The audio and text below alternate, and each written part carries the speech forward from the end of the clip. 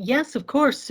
So my daughter's 18 now, and this hit her, and it did hit her when she was about 11. So the transition year was when the school refusal literally came out of the blue. So up until that point, she'd been happy, healthy, popular, loved school.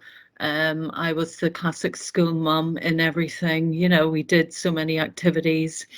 And then we were living overseas actually when she was moving from primary to what would be secondary. And it was, just literally one day woke up and couldn't move. The physical sort of aspect of it was what I find the most kind of amazing. It wasn't just, mentally that she didn't have the resilience to go. She couldn't physically do it. And so we started what was nearly a year of trying to get her into school. Hugely distressing, hugely distressing for her, very distressing for the family. And the school were pretty, just get on with it, don't be flaky parents, just tell her what to do. They were pretty sort of, it was a good school, private school, we were paying a lot of money for it. And they had a sort of a pretty just get on with it sort of attitude to her. And so hugely distressing, just trying to every day get her up, get her out. Some days we succeeded, some days we didn't. Some days we just went along and sat in reception in the school. Some days we literally threw her into the class and ran away. It was a very, very difficult time. And at the end of a year, I certainly had had enough. I think my husband had had enough.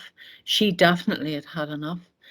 And it was at that stage we thought we have to do something else here for her mental health and for the family, really, because it was such a destructive and really misunderstood at that time. Maybe it's got better, I don't know, thing.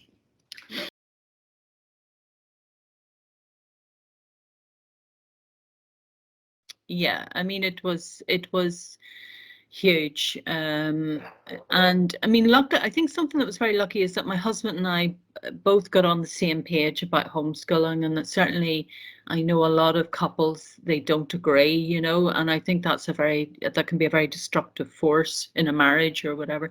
If one thinks they should carry on and the other doesn't. So luckily we both put her first in a way and thought, look, regardless of what happens to her, it's her mental health here that's important, and so I think that was a good thing. It brought us kind of together.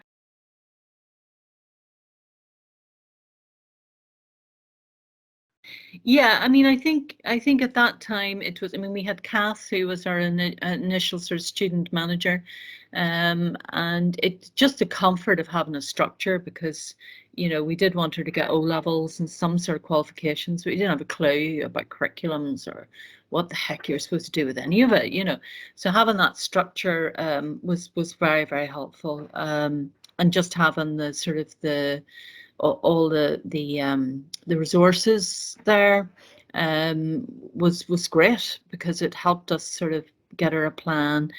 And now the problem for us though was the structure. She's such, if you put any pressure on her at all, she kind of falls apart, So some of the timelines, a lot of the timelines we missed, we sort of trundled on in our own way, the putting the essays in, we did that.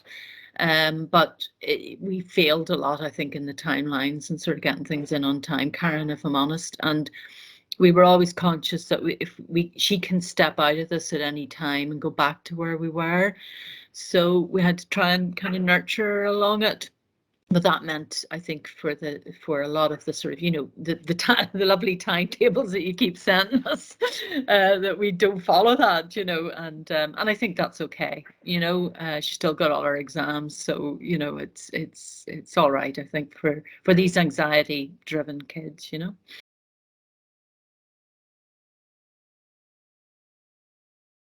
Like, I mean, she's got a great life now and a boyfriend, and like we're having to kind of and also she hasn't got, she's kind of missed those milestones, you know, so she you know, her friends are going to university, she's not.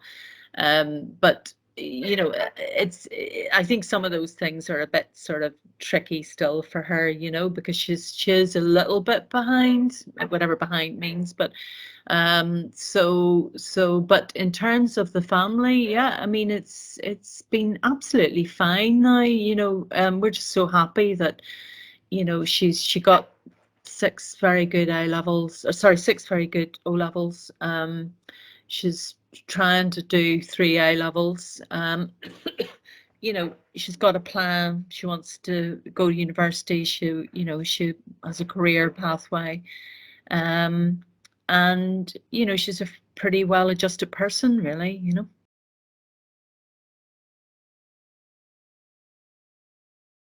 I think I mean, the bottom line for us was that, you know, my concern was her mental health, and my instinct was, if we keep on pushing her like this, she's going to collapse completely.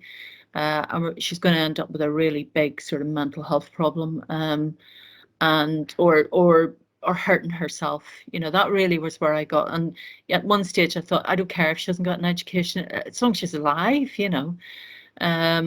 So like, for parents, I think, trust your instinct, and, you know, it's a battle, and we battled with school to be understood and all of that.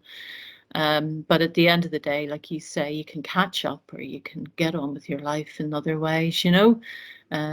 It's not the end of the world, and her well-being was what was important, Karen, you know.